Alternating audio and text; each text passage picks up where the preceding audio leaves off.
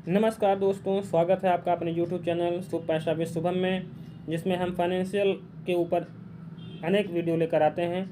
इसी सीरीज़ में मैं एक नया वीडियो लेकर आया हूं, जिसका टॉपिक है आखिर क्यों सभी लोग नहीं बन पाते फाइनेंशियल फ्री और इसमें क्या क्या गलतियां होती हैं। इस वीडियो में हम यही डिस्कस करेंगे। अगर पिछले वीडियो को हम देखें तो उसमें मैंने कई वीडियो में बताया है कैसे 10,000 रुपये से 5,000 रुपये से आप करोड़ों रुपए बना सकते हैं। लेकिन आखिर हम क्या गलतियां करते हैं जिससे हम अपना वेल्थ क्रिएट नहीं कर पाते। इसी टॉपिक पर मैं आज वीडियो लेकर आया हूँ। वीडियो ज़्यादा लंबी नहीं होगी, छोटी ही होगी, लेकिन इसको आखिर तक जरूर सुनिएगा। बहुत ही जानकारी वाली वीडियो होगी। चलिए पॉइंट वीडियो में आगे बढ़ते हैं। देखते हैं पहली गलती हमारी क्या है जिससे हम अपना वेल्थ क्रिएट नहीं कर पाते हैं।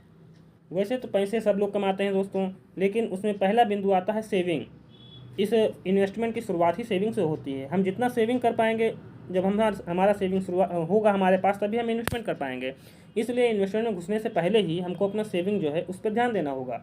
ये आप सबका अलग अलग हो सकता है। कोई अपने खर्चे ज़्यादा करता है, कोई खर्चे कम करता है, किसी की आमदनी ज़्यादा है, किसी की आमदनी कम है, लेकिन फिर भी वो इन्वेस्टमेंट कर सकते हैं। अपने हिसाब से वो पैसे बचाकर इन्वेस्टमेंट कर सकते हैं। इसलिए इस वीडियो में आगे बढ़ने से पहले मैं आपको बता दूं कि इस वीडियो की शुरुआत तभी होगी जब आप सेविंग करना स्टार्ट करेंगे। अब रही बात इन्वेस्टमेंट की, उसमें क्या क्या गलतियां हम करते हैं और कैसे हम उन गलतियों को सुधार सकते हैं, इस पर हम आगे चर्चा करते हैं। चलिए आगे बढ़ते हैं। अधूरी जानकारी। इसका मतलब यह है दोस्तों, अगर हम आज वीडियो देखें, यूट्यूब पर हज़ारों वीडियोस आपको मिल जाएंगे जिसमें म्यूचुअल फंड में कैसे इन्वेस्टमेंट करें, कहाँ से शुरुआत करें, क्या ना करें, क्या अच्छा है क्या गलत है, लेकिन जो हम आम आदमी को, रिटेल इन्वेस्टर को जो जानकारी चाहिए वो हम लोगों को नहीं मिल पाती। किसी भी म्यूचुअल फंड के बारे में आपको कोई वीडियो यूट्यूबर वही बताएगा जो उसको प्रमोट करने के लिए मिला होगा। इसलिए किसी भी वीडियो पर जो जानकारी दी गई है उसको आप देखें, सुने, लेकिन उस पर भरोसा मत करें। आप अपने हिसाब से किसी भी इन्वेस्टमेंट में शुरुआत करने से पहले उसका ढंग से उसकी जानकारी ले लें। गूगल पर और उसका जो इन्फॉर्मेशन होता है वेबसाइट पर जाकर उसको देख लें, अच्छे से पढ़ लें, उसके बाद आगे उसमें इन्वेस्टमेंट करें।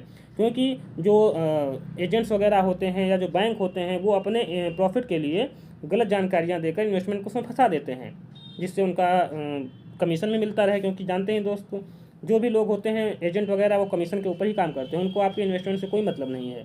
इसलिए किसी भी इन्वेस्टमेंट प्रोडक्ट में जाने से पहले उसकी अच्छे से तह तक जानकारी कर लें।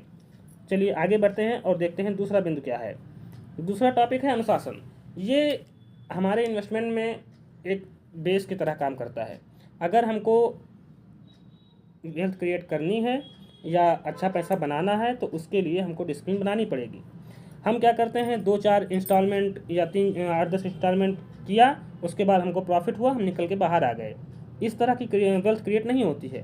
अगर आपको किसी गोल के ऊपर इन्वेस्टमेंट करना है तो उसके लिए आपको एक डिसिप्लिन बना के चलना पड़ेगा कि हाँ, हम हर महीने 10,000 5,000 जो भी आप सेविंग होगा उसको हम उसमें डालेंगे, और उसको आप जितने लंबे समय तक लेकर जाएंगे उससे उतना ज़्यादा ही वेल्थ क्रिएट होगा। ज़्यादा वेल्थ क्रिएट करने का केवल एक ही मंत्र है दोस्तों कि जल्दी से इन्वेस्टमेंट शुरू की जाए और लंबे समय तक इन्वेस्टमेंट की जाए, और उसके बीच में डिसिप्लिन को तोड़ा ना जाए। ये रहा अनुशासन की बात। तीसरा पॉइंट देखते हैं, भ्रामक समाचार। जी, जैसे अगर हम न्यूज़ देखेंगे, टीवी देखेंगे या मोबाइल पर ही देखेंगे तो किसी भी प्रोडक्ट के बारे में इतना ज़्यादा जो है उसका डराया जाएगा, जिससे रिटेल इन्वेस्टर उस इन्वेस्टमेंट प्रोडक्ट से दूर ही रहें। क्योंकि वो जानते हैं कि अगर आम जनता रिटेल इन्वेस्टर इसमें घुस जाएगा तो उनका प्रॉफिट बनना बंद हो जाएगा। सभी लोग, उनके पास पैसा होगा तो कोई किसी का सुनेगा ही नहीं और आगे कोई काम ही नहीं होगा। इसलिए वो जो है किसी भी छोटी न्यूज़ को उठाएंगे और न्यूज़ पर या मोबाइल पर जितने भी चैनल हैं उस पर इतना ज़्यादा भ्रामक कर देंगे, इतना ज़्यादा रिटेल इन्वेस्टर को डराएंगे कि वो उसमें एंट्री करने से पहले ही डरेंगे।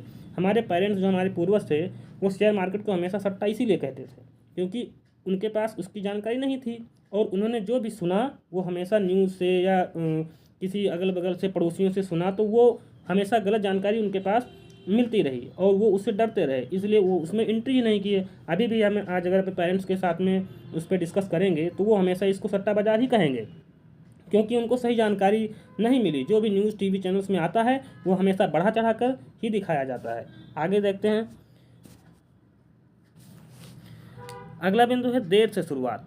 जी, देर से शुरुआत का मतलब यह है, अगर हमको कोई इन्वेस्टमेंट करना है तो हम हमेशा अपनी उम्र का आधा बीत जाने के बाद शुरुआत करते हैं।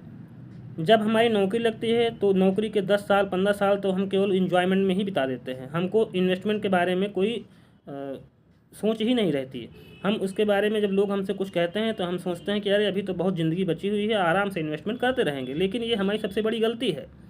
हम अपना इन्वेस्टमेंट अपनी कम उम्र में जितनी जल्दी शुरुआत करेंगे उतनी देर तक हम इन्वेस्टमेंट कर पाएंगे, और हम जितना देर तक इन्वेस्टमेंट कर पाएंगे हमारा वेल्थ उतना ही ज़्यादा होगा।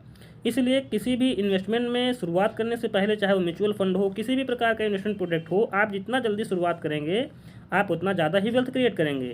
इसलिए आप ये मत सोचिए कि अभी हमारी नौकरी लगी है 10 साल 15 साल एंजॉय करेंगे फिर इन्वेस्टमेंट स्टार्ट करेंगे। ये आप बहुत बड़ी गलती है।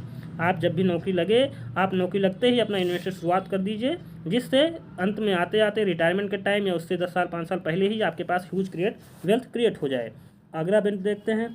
अगला बिंदु है रिस्क लेने की कैपेसिटी। जी दोस्तों, कभी कभी हमारे जो रिटेल इन्वेस्टर्स दोस्तों हैं वो अपने रिस्क लेने की कैपेसिटी के हिसाब से इन्वेस्टमेंट नहीं करते हैं। उनकी उम्र 40 साल 45 साल से ऊपर हो गई है और वो अपना जो भी उनके पास पैसा है वो अपने पैसे का पूरा इक्विटी में इन्वेस्ट कर देते हैं।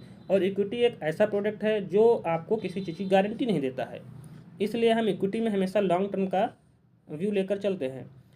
जब भी आप इक्विटी में घुसिए 5 से 10 साल से ज़्यादा का ही व्यू लेकर चलिए। इसलिए जब भी रिस्क लेने की बात आती है तो जिनकी उम्र ज़्यादा है उनका रिस्क लेने का एपेटाइट कम होता है, जिनकी उम्र कम है उनका रिस्क लेने का एपेटाइट कम है ज़्यादा है। इसलिए जो आप इन्वेस्टमेंट करिए उसमें पहले अपने रिस्क प्रोफाइल को समझ लीजिए कि मैम हम कितना रिस्क ले सकते हैं। अगर आपकी उम्र ज़्यादा है तो आप इक्विटी में अपना ज़्यादा एक्सपोजर मत रखिए। अगर आपकी रिस्क कम है, आपकी एज ज़्यादा कम है तो आप इक्विटी का एक्सपोजर ज़्यादा ले सकते हैं और अच्छा वेल्थ बना सकते हैं। इसीलिए जो इसका पहले बिंदु है जल्दी से शुरुआत करने का, मतलब इस बिंदु का, ये देर से शुरुआत वाला, ये भी इसी में कवर हो जाता है। जितनी जल्दी हम इन्वेस्टमेंट शुरुआत करेंगे उतना ही हमारा रिस्क लेने की कैपेसिटी ज़्यादा रहेगी और हम ज़्यादा पैसा बना पाएंगे। जल्दबाजी का मतलब ये है कि अगर हमने कोई गलत न्यूज़ सुनी या जैसे हमको किसी व्यक्ति से गलत इन्फॉर्मेशन या कुछ भी ऐसी चीज़ें सुननी कि जिससे हमें लगता है कि अब मार्केट गिर जाएगी, हमारा मार्केट में जितना भी प्रॉफिट हम लेकर भाग जाएं तो वो अपना इन्वेस्टमेंट तुरंत बंद कर देगा और इन्वेस्टमेंट बंद करने के बाद तुरंत अपना पैसा मार्केट से निकालेगा और बाहर हो जाएगा। ये बहुत बड़ी गलती है। हिस्ट्री में हम देख चुके हैं मार्केट जितनी बार नीचे गिरी उतनी बार ऊपर उठी, उतनी जल्दी से ऊपर उठी और उससे ज़्यादा रिटर्न दिया।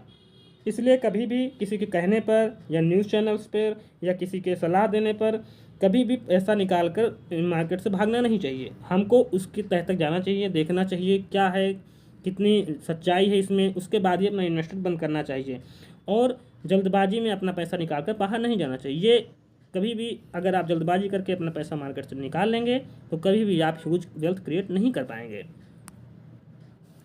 आज के वीडियो में इतना ही है दोस्तों। आगे और भी इन्फॉर्मेटिव वीडियो लेकर आऊँगा। चैनल को सब्सक्राइब करिए, वीडियो को लाइक करिए, शेयर करिए।